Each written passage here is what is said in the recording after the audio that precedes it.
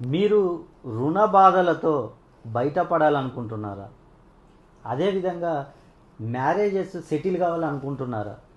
అదేవిధంగా ఆరోగ్య విషయంలో ఉపశమనం పొందాలనుకుంటున్నారా? విదేశీ ప్రయాణాలు చేయాలనుకుంటున్నారా? అదేవిధంగా రాజకీయాల్లో ఉన్నత పదవులు పొందాలనుకుంటున్నారా? కుటుంబ కలహాలతో బయటపడాలనుకుంటున్నారా? ఇలాంటి అవకాశం ఉన్న రాశులు ఏవంటే రెండే రెండు రాశులు. అది కన్యా రాశి మరియు మిథున రాశి. ఈ రెండు రాశుల వారికి ఉన్న ఎలాంటి సమస్యలైనా పోయే అవకాశం వచ్చింది. జూన్ 2నే వీరికి రైట్ టైం అనేది స్టార్ట్ అయింది. ఎందువల్ల అంటే గురుడు 2వ స్థానంలోకి మిథున రాశిలోకి రావడం, అదేవిధంగా 11వ స్థానంలోకి కన్యా రాశి వారికి రావడం వల్ల వీరికున్న ఎలాంటి సమస్యలైనా కూడా తొలగిపోయే అవకాశం ఈ రెండు రాశుల వారికి వచ్చింది.